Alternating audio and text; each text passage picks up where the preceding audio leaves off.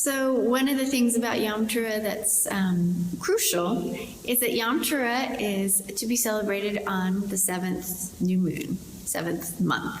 And the word new moon in the scriptures that have been translated into month is the word Hodesh. And taking Strong's literally, it means new moon. So as far as we understand is that, and the Hebrew scholars and experts in this field understand and know, is that the word month has been kind of put in after the fact. So the word Hodesh means new moon. So a new moon is one that you sight, one that you can see, one that you can observe. So there's commands in the Torah to observe the month of Aviv, to observe your month. So the only way you can observe is not a dark moon you can't observe. That's duh.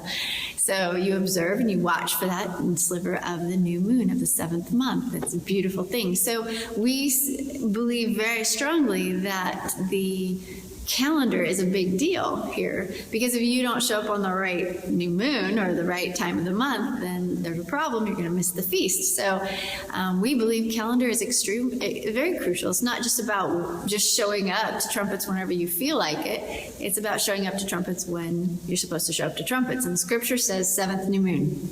So we take it very seriously. Every month, from Rosh Hashanah, after the Barley's Aviv, that first new moon is Rosh Hashanah, the head of the year. And then we begin looking for that new moon every month. We have a party. Our family goes out for Chinese food every new moon and look up at the sky. Get your head off the ground and look up and teach your children to look in the sky. There's a sand timer in the sky. Easy. Absolutely easy. You don't need a sundial. You don't need anything man-made. You don't need some long calculation. It's so simple. A kid can do this. A shepherd in the field can do this. The illiterate can do this. You look up in the sky and you can see the moon. And if you're familiar with the moon, the more you watch, the more you become familiar. You can tell if that's a sliver or if it's a 2-day-old or a 3-day-old moon. So Psalms 81 is so cool. It says, sound the ram's horn at the new moon, and, which is saying there's something else, so not the same thing, and at the full moon during the time of your feast. Now, one thing that just blew me away last week was the fact that the word feast in there is, when I actually started looking at it, it's mischag. It's C-H-A-G and then A-G or whatever. So it actually, Strong's, it actually means pilgrimage. A pilgrimage feast. So interesting that the study I did on it was actually, I found out that the only time YHVH uses the word feast, or chag, to describe one of his feasts is actually at the 3 pilgrimage feasts. At the other Moedim, they're just Moedim. They're a time when we're supposed to have a holy convocation or gather, assemble.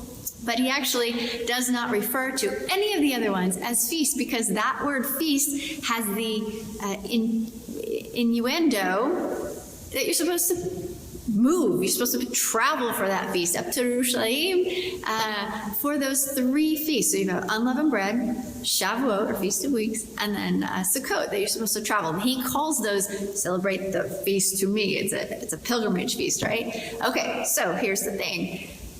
At the full moon, you're supposed to do those feasts. Well, why? Well, it's a practical reason for one thing. You need the full moon for light to travel, do you not? So when Isaac and the girls and I lived in a teepee, we became very, very hyper aware of the phases of the moon, because you're out off grid, no electricity. And when the full moon came, oh, it was so nice. You could go outside, you could walk your paths and travel.